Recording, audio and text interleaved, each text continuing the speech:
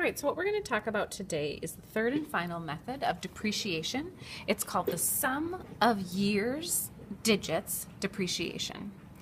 And what we're going to do in order to use this method is we're going to use this formula. And what this formula is for is to find the depreciation rate for each year.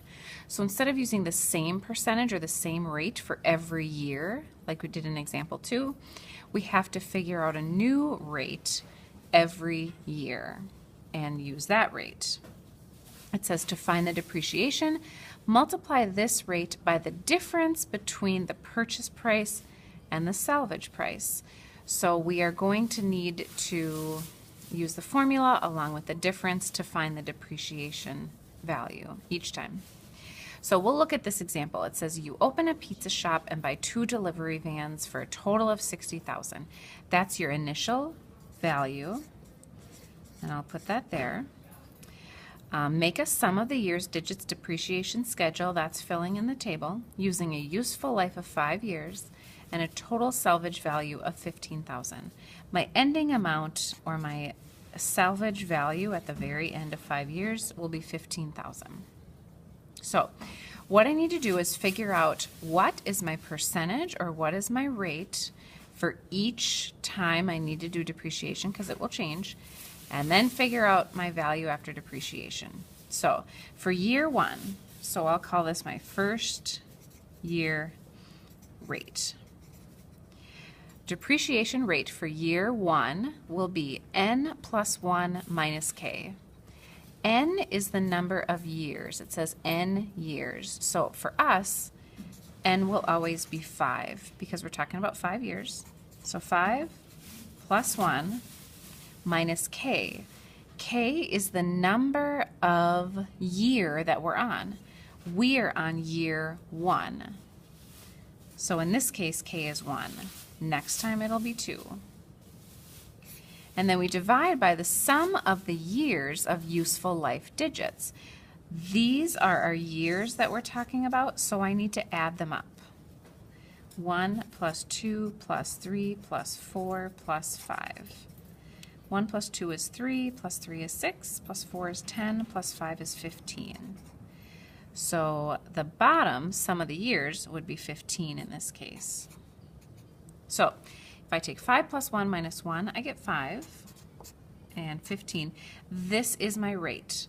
I could do 5 divided by 15 and get a percent of 33%, or you can use the fraction. I'm going to use the fraction so I don't have to use a rounded percentage rate here, but this is my rate for the first year. It says to find depreciation, multiply this rate by the difference between the purchase price and the salvage price. So I need to take the purchase price, 60,000, minus the salvage price. So 60,000 minus 15,000, and I get 45,000. So that is the difference between the two prices.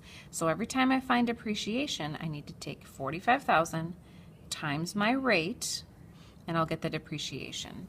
I'm going to write that work in here kind of on the side. So 45,000 times 5/15. Whatever I get for that, that'll be my depreciation value.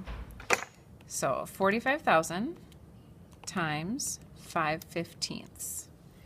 So my first depreciation value is 15,000. So I went down 15,000, so 60,000 minus 15. 60,000 minus 15,000 is 45,000 is the value after depreciation in year 1. I'm going to start the whole process over again. I take my 45,000, put that in my value before depreciation, and I have to figure out a new rate. It will stay 45,000 here, but I have to multiply it by a new rate every time. So my second year rate is this. So n is always 5, and then it's plus 1, and then it's minus k. K is the year number. So in this case, it's year 2. 15 is always my same sum.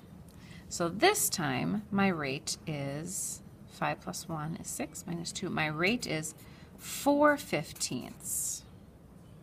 So to get my depreciation, I'm just going to get something smaller to write with. I have to take 45,000 times 4/15. That will get me my depreciation value for year 2. 45,000 times 4/15. And now it's down $12,000. So 45,000 minus the depreciation value, 12,000, I get 33,000. Got to repeat 3 more times. So I take my value, move it over, 33,000.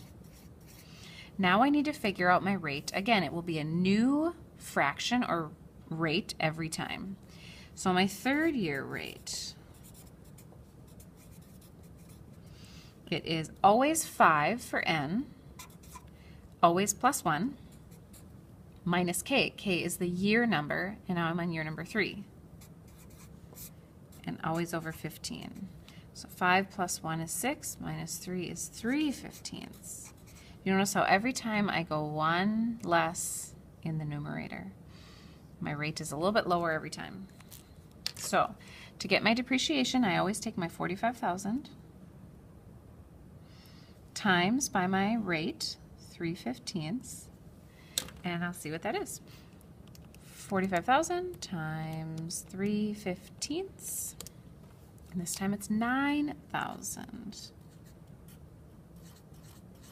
That's a 9. So it went down by 9,000.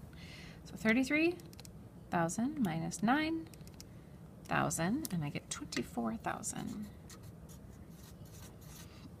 And I carry that over. Now I need a fourth year rate.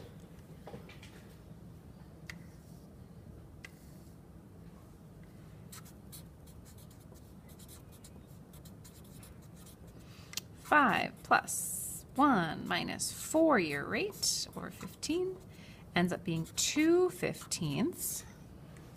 And I'll take 45,000 times 2/15.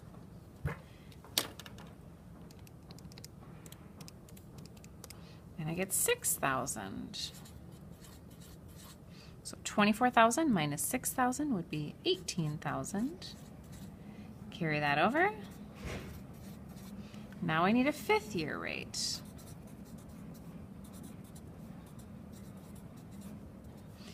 Five plus 1 minus 5 over 15 would be 1/15. So my last rate is 1/15. It'd be 45,000 times 1/15. And this time it's 3,000. So 18,000 minus 3,000 is 15,000. It works out just right.